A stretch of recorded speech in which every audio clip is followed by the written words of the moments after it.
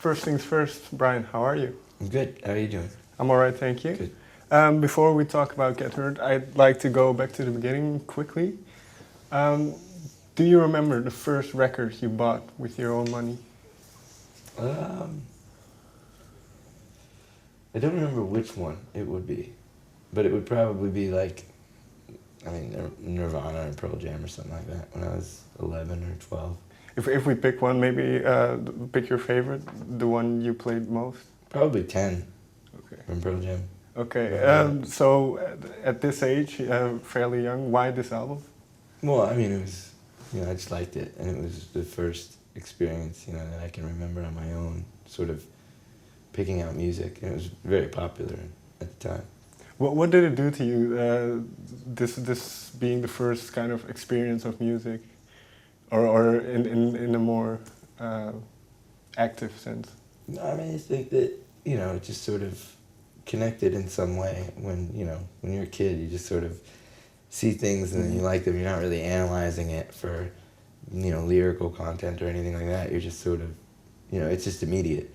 When you're a kid and you're like, I get that, and then when you get into your teenage years, that's when you start to relate to things more on a different level, like a social kind of level, especially when they're talking about some of the same things that you're dealing with. I guess that's probably why you would relate to it at all. But yeah, like I liked it and I thought it was cool, and again it was everywhere, so it's hard to miss. When you went into those teenage years where your music taste began to become more refined, did your musical interest change as well?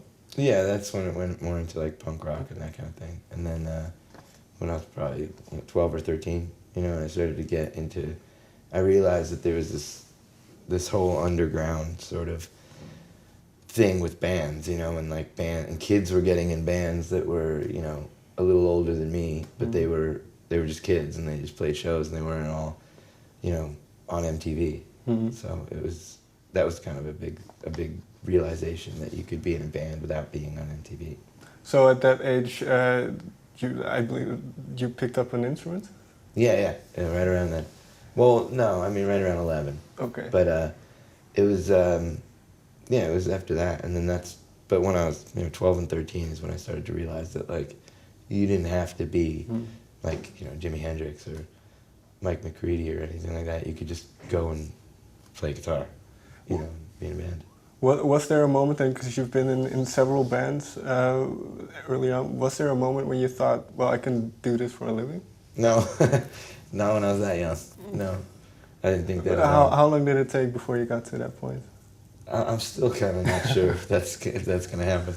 But I don't know. I don't know if I realized that. I don't know if it was so much about like doing it for a living because you wanted to. I think that was all you really could do, and you just played music because that's what you did. So it wasn't really about, I wonder if I could make a living out of this. It was more like, I guess I have to make a living out of this because this is what I do, and I'm not really good at anything else. So that was really the thing. Okay, so then, well, you mentioned realizing when you're good at it. When did you know, well, I actually have a good voice, I have something to say, I can write a decent song? Probably not until maybe my 20s or 18. I struggled with it for a long time, I just sort of kept going. I didn't really have a lot of confidence with it, and even still, you're always kind of, you're like, well, I know that there's a couple good ones, but like, how do I do that more often, Do you know immediately when you write a song? Generally speaking, the better ones, okay. I think.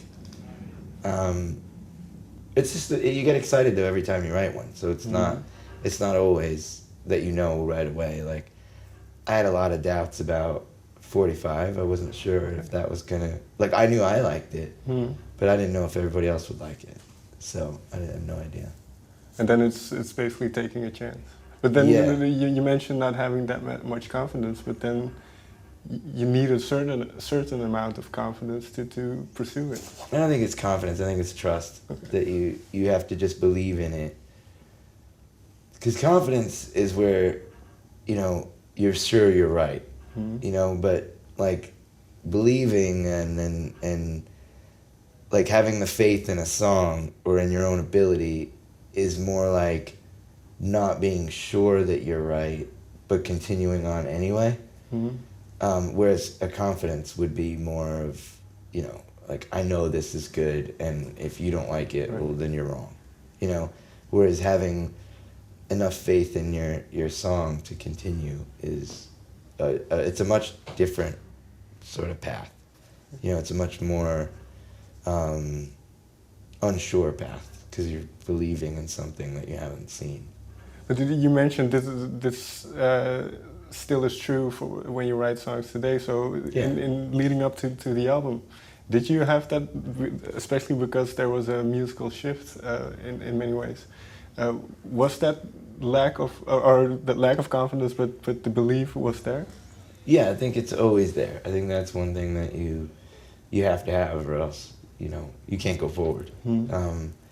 But I knew that this one I just knew that it was necessary. I knew that we had to just do it. So it wasn't really an issue of, you know, we assumed that some people would like it and some people would hate it. We thought it would be 50-50, you know, right down the middle. And but it was something that we needed to get out of our systems and do ourselves, you know. And I think that kind of keeps you going forward.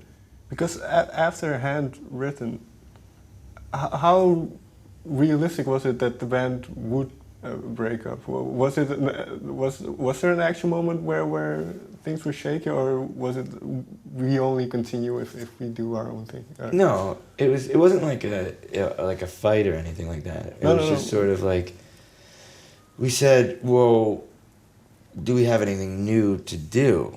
Because, you know, if we don't, I kind of think that we've done the best that we can do, you know. In my opinion, I thought that 45 was a pretty good song. And especially afterwards, I was like, well, all right, people like this song.